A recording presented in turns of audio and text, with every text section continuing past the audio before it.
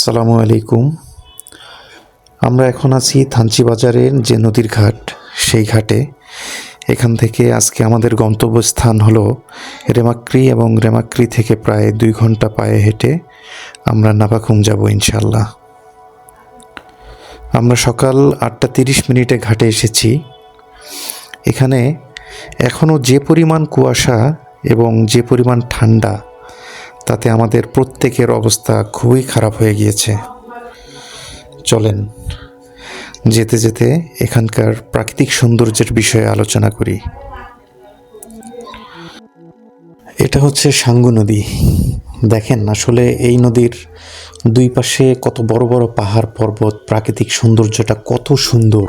আসলে একবার আসলে বারবার আসতে ইচ্ছে করবে আপনাদের। আর পানিগুলো হচ্ছে একদম নীল স্বচ্ছ। এই ঘাটের পাশে বিজিবিদের চেকপোস্ট ছিল, সেখানে আমাদের সবার আইডি কার্ড জমা দিলাম এবং এই ঘাট থেকে আমরা কিছু শুকনা খাবার খেয়ে নিলাম, যাতে নাফাখুম পর্যন্ত যেতে আমাদের কোনো প্রবলেম না হয়। আমরা বালিয়াপাড়া থেকে মোটামুটি 10 মিনিটের একটা রাস্তা পার হয়ে বোটের মাধ্যমে আমরা চলে আসলাম একটা জায়গায়। এখানে এসে নৌকা আমাদেরকে নামাই দিল। উনি বলল যে আসলে এখান থেকে ভরা নৌকা নিয়ে যাওয়া পসিবল না, ওরা খালি নৌকা একটু সামনে নিয়ে যাবে, তারপর ওখান থেকে আবার হ্যাঁ আমরা এখন ট্রেকিং করবো, তাই তো? আচ্ছা, ট্রেকিং করবো। দেখেন আসলে এত সুন্দর ভিউ না দেখে কিভাবে থাকা যায়, তা আসলে আমার মাথায় আসে না। অনেক সুন্দর, অনেক। এখানকার এটা হচ্ছে নাফাখুম যাওয়ার রাস্তা। এখান থেকে প্রত্যেকটা জায়গা প্রচণ্ড সুন্দর এবং ভয়ঙ্কর, যেটা আমরা ফিল করছি। এখানে আপনি যদি না দেখে একটা পদক্ষেপও নেন, তাহলে যদি আপনি পা পিছলে পড়ে যান, তাহলে আপনার অনেক বড় ক্ষতি হয়ে যেতে পারে। দেখেন এখানে আসলে সব পাথর একদম খাসকাটা সব পাথর, যেখানে আপনি পা পিছলে পড়ে গেলে যে কোনো মুহূর্তে যে কোনো ধরনের বড় একটা দুর্ঘটনা ঘটে যেতে পারে। তাই আমি একটু সাবধানেই যাচ্ছি। আপনারা যদি কখনো আসেন, তাহলে আপনারা নিজেরাও একটু সাবধানে পদক্ষেপ নেবেন। আর এই জঙ্গলগুলো যতটাই সুন্দর, পাহাড়গুলো যতটা সুন্দর দেখতে, তার ভিতরে আরও অনেক রহস্য এবং অনেক সমস্যাও লুকিয়ে আছে। ভয়ঙ্কর রূপ ধারণ করতে 1 সেকেন্ডও এরা সময় নেয় না। তাই পাহাড়ে ভ্রমণ করার জন্যে আপনাদেরকে অবশ্যই সতর্কতার সাথে আসতে হবে।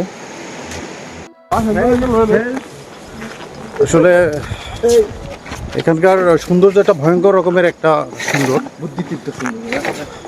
বেশ, আমরা এখন নাফাখুমের উদ্দেশ্যে যাচ্ছি। এখান থেকে 2 ঘন্টা ট্রেকিং করে আমাদেরকে যেতে হবে।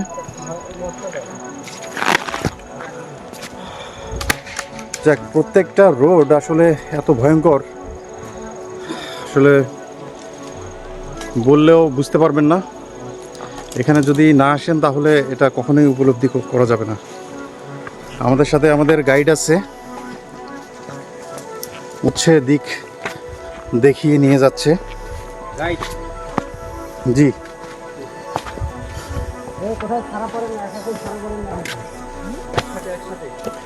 দেখেন আসলে চতুর্পাশের দৃশ্যগুলো অসাধারণ।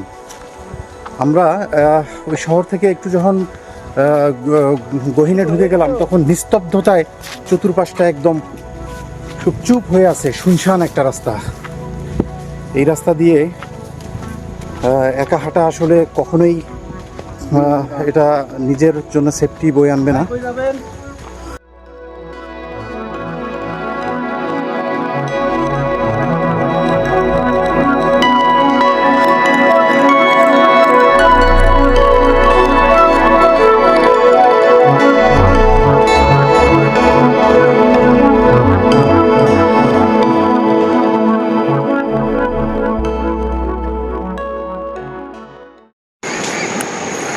আমরা এই মুহূর্তে অনেক গভীর একটা জঙ্গলে ঢুকে গেছি। মোটামুটি এখানে চতুর্পাশে কোনো বাড়ি ঘর কোনো কিছু দেখা যাচ্ছে না, এবং হচ্ছে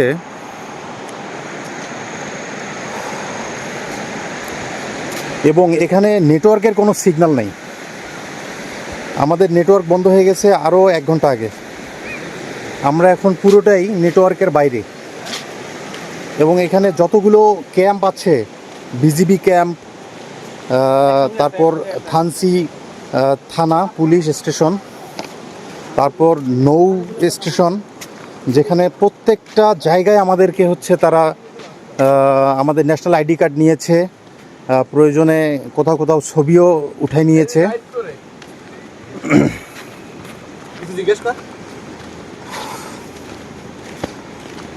দেখেন আসলে কতটা সুন্দর এবং হচ্ছে কতটা মনোমুগ্ধকর একটা পরিবেশ। এই পরিবেশ পেতে গেলে আপনাকে অবশ্যই বান্দরবনের এই গহীন জঙ্গলে আসতে হবে।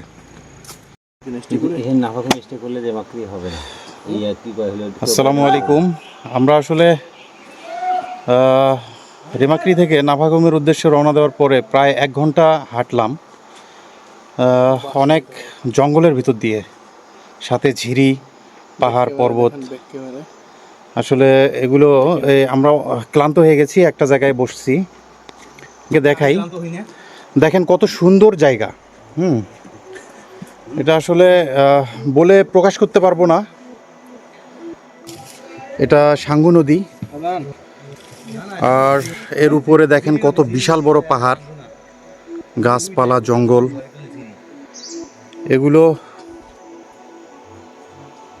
এগুলো দিয়েই আমরা ছুটে চলছি। এই রাস্তাটা এই চিকন বাট অনেক বিপজ্জনক, ভয়ঙ্কর রাস্তা। তো আসলে এই পথ দিয়ে হাঁটতে গেলে যেমন ভালো লাগে তেমন ভয়ও করে। আমাদেরকে হয়তো আরও 1 ঘন্টা হাঁটতে হবে, তারপর আমরা আমাদের কাঙ্ক্ষিত গন্তব্যস্থল নাপাকুমে পৌঁছাতে পারবো। দেখেন আসলে কতটা সুন্দর যে ভরা বান্দরবনের গহীন অরণ্য। এটা আসলে এখানে যদি সরাসরি কেউ না আসে তাহলে সে উপলব্ধি করতে পারবে না এর সৌন্দর্যটা। আমাদের টিম মেম্বারের কিছু অংশ সামনে চলে গেছে, আমরা 3 জন পিছনে পড়ে গেছি। আসলে প্রচণ্ড ক্ষুধা লাগছে এবং হচ্ছে শরীর ক্লান্ত। এই ভাইয়া, আহা, একটা দুর্ঘটনা দেখতে পাচ্ছেন যে আসলে মানে এই রাস্তাটা এত পিচ্ছিল এবং এত ভয়ঙ্কর যে আসলে এখানে যে কোনো মুহূর্তে যে কোনো ধরনের দুর্ঘটনা ঘটে যেতে পারে। ভাইয়া কি ব্যথা পাননি তো? না না, আহা, একটু সাবধানে সাবধানে যাবেন। এই আবার দেখেন আসলে রাস্তাটা কত ভয়ঙ্কর। ভাই একটু সাবধানে যান। হ্যাঁ, কতক্ষণ যাওয়া লাগবে না পাকো? আসলে দেখেন আমাদের চোখের সামনেই একটা ভয়ঙ্কর অভিজ্ঞতার সম্মুখীন হলাম আমরা। দেখেন কত চিকন রাস্তা, আঁকাবাঁকা, এবং উঁচু থেকে আমরা নিচে নামতেছি। এটা আসলে মানে ভয়ঙ্কর রকমের একটা অভিজ্ঞতা। মাঝে মাঝে আমারও পা পিছলে যায়। যাক, সাবধানে হাঁটতে হবে।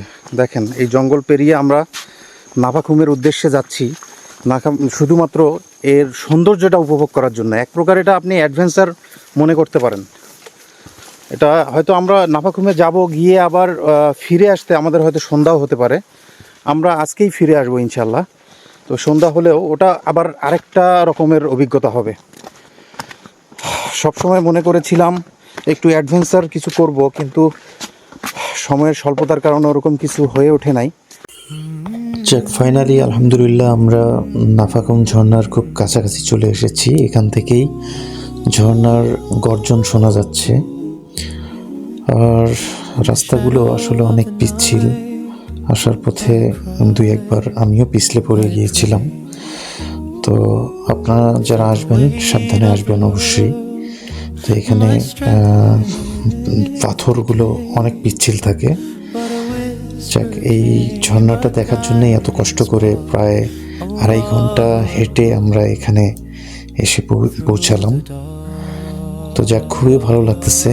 এবং আমাদের টিম মেম্বাররা সেই ব্রিজের উপরে দাঁড়িয়ে আমাকে ডাকছে, আমিও যাবো ওদের ওখানে ইনশাল্লাহ।